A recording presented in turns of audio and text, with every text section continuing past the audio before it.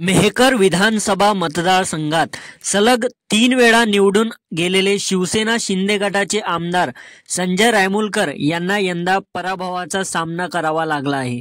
मेहकर विधानसभा निवडणुकीत ठाकरे गटाचे सिद्धार्थ खरात विजयी झाले आहेत।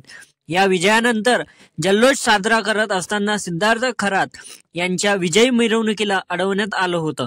त्यानंतरही सिद्धार्थ खरात यांनी सामंजस्याची भूमिका घेत आम्ही शहराचे वातावरण बिघडू नये यासाठी मार्ग बदलतो अशी भूमिका घेतली आहे।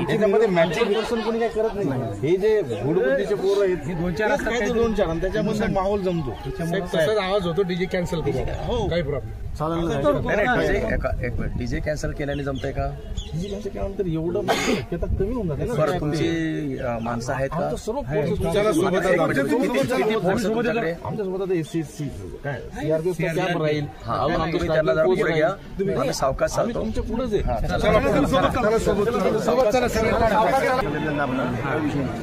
आपली ऍडमिशन काही आजची मिरवणूकच कॅन्सल नाही साहेब,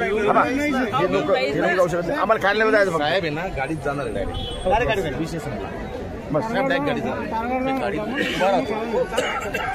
ओपन आहे काढल्यावर 5-10 पोलीस पाठवून द्या फक्त बाजूला, बस बाकी आमच्याकडून काहीच होणार नाही साहेब, आमचं 100% आता एवढा यश आहे, विजय 15-30 वर्षाचा हा आहे यांचा किल्ला उद्ध्वस्त झाला, त्यांना असं वाटणं साहजिक आहे आणि त्याच्यामुळे त्यांना ते लोक अक्षरशः अवघड साहेब एवढं। आणि याच्या आधी सुद्धा 3 तास आधी गेट समोर झाला होता साहेब, आम्ही तो वेळेत हँडल केला, आमचे सीआरपीचे जवान होते, वेळेत आम्ही बाहेर गेलो। तुम्ही सीआरपीला लावा ना इकडे, आता आपलं सुरू असणार नाही, आता सीआरपी आहेत ना सीआरपी। या दरम्यान निवडणुकीत पराभूत झालेले संजय रायमुलकर यांचा व्हिडिओ सोशल मीडियावर व्हायरल झाला आहे। पराभवानंतर कार्यकर्त्यांशी संवाद साधताना त्यांनी चक्क विजयी उमेदवार सिद्धार्थ खरात यांचे हातपाय कलम करण्याची धमकी दिली आहे। त्यामुळे संजय रायमुलकर यांना हा पराभव चांगलाच जिवारी लागल्याचं पाहायला मिळत आहे। आता घ्यायचं नाही, कोणी जर अंगावर